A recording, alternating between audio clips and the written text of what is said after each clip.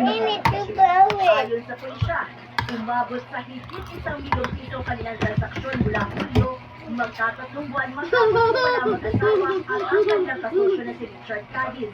Bumita umano ng kalahating milyong piso ang mga suspect sa pagbebenta ng mga biniling cellphone gamit ang credit card ng biktima. Sarasan, ano yung mga RJ, paano? Hindi sila luckily we have some procedures to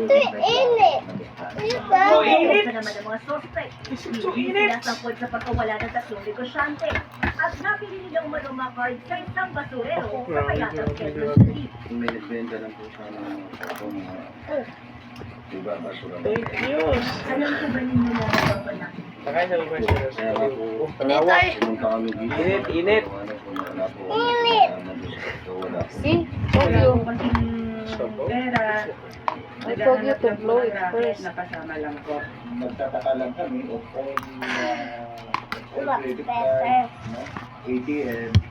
Bakit? How will I send you? Bakit? So, ibuko na lang natin sa baba. Yung nawawala pa ang nasa kamay. So we will give it to you. Sinampahan sila ng reklamong paglabas sa Access Devices Regulation Act habang pinaghahanap ang taong pinagbilhan nila umano ng mga card. Samantala, kinuhanan na rin sa rensay nitong Leopolis ang negosyante na si alias Jeff na sinasabing huling tinatagpo ng mga biktima. Pagpunta yung patulong sa pondo niya para kung gusto nilang bumili ng product sa kanya. Mga 1.5 hours sila nag-stop and then pag-alis nila, wala rin sila nag-stop.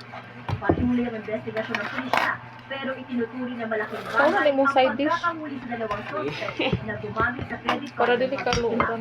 Karen Guzman, ABS-CBN News. Pinaimbestigahan ni Labor Secretary Ano ba? Isabaw lang. Sabaw sa iyo. na Ano daw sabok ang mga nasa tawon? May lain. Ano mas dadami yung important sa sabon?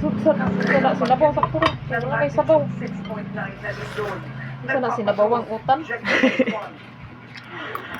Crunch. Nagsilabasan mula sa mga Asok sundali tulog ba? ang mga manggagawa matapos tumama ang 6.9 magnitude na lindol sa pag-isipin Martes ng gabi. Pati mga nagtatrabaho sa BPO companies, kinailangan din mag-evacuate dahil sa lindol. Pero para kay Kyle Outside and having a drink. Outside and having a drink.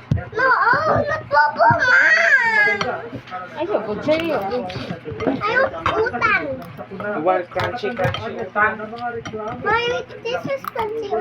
Yeah, you try. One lang sa. Enough sa. Okay. Enough sa. Man siya, nagpupo. Popo. one company na habang lumigol ay pinapasave ko pangalawa. Enough zizi. Kaya dili na kamungitan na. Enough lang. Kaya dili ka kumungit. After the earthquake, Dagdag ng grupo, mahirapan pa rin ang pag-file ng leave, Enough na lalo ba? na Oh, para enough sa na mga ba? empleyadong naapektuhan ng pamilya Ay, napagawas, at beke, wala na. kailangan umuwi sa Northern Cebu. pagpapahirap na sa mga agent na employees na umabsent na hindi pinapayagan yung mga leaves nila o hindi Elel, kami na. yung credits nila. Naghain na sila ng reklamo sa Department of Labor and Employment Region 7 laban sa hindi bababa sa 10 kumpanya. Ayon kay Gabriela Women's Party Representative Sara Ilago, malinaw na exploitation o pananamantala kanya ng BPO company ang papasukin ng kanilang mga empleyado. Ayaw, di City at provincial government for Dole to investigate and to provide information to the governor immediately if there are CPOs that are in the province or not just CPOs but are Siguro bitaw ko. questionable activities when it comes to this. Ay, makagulog ba? Napahala rin si Labor Secretary General Nakasamot. West Masabalita at inutusan ng regional office na LL, it's raining outside, El. Ng Dole na nakasaad sa nilabas nila Nako. number 17 Puro ka na, gamay na lang. na maaaring susundin ang trabaho para siguruhin ang kaligtasan ng mga manggagawa kapag mayroong weather disturbance Wala o pa naman. nangyayari. Dapat lagi nga itinataala-ala Di pagkaon sa ulo, dapat yung mga measures to ensure safety should be the one Tama yan, white net sabi. Umaasa ang PTO Sa igit na ko. Boys Network na magkaroon ng Enough na. Mami, tama yan, ma'am. PTO companies, lalo na sa panahon ng sakulan. Sa Lunes, nakatakdang magkaroon ng Mami, sa pagkita why? ng grupo at ng Boys Papa. Jackie Pascual, ABS-CBN. Finish your rice, ha? May kasamang bukid Oh, this is ang white rotatang rice. baha sa ilang Fried rice? barangay sa Fried Bayan rice? Memory sa Batangas. Kasabay Ma'am, ng I want pagbuhos ng fried mga rice. dala ng bagyong Paulo. I want fried Dahil mula sa rice. Memory, Batangas sa Mama, I want fried rice this. Fried rice? Oh, Yes, Alvin, sa mga oras na ito, kanina, itong nasa likod ko, ito yung Malinis Diversion Road. Dude, At fried rice.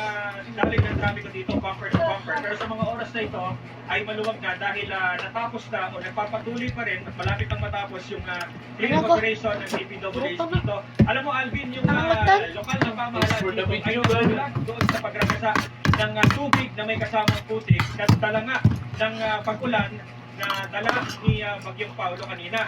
Nasa 46 na pamilya naman, Alvin, o nasa 107 na individual yung naapektuhan mula sa Barangay Palanas na nandun ngayon sa Palanas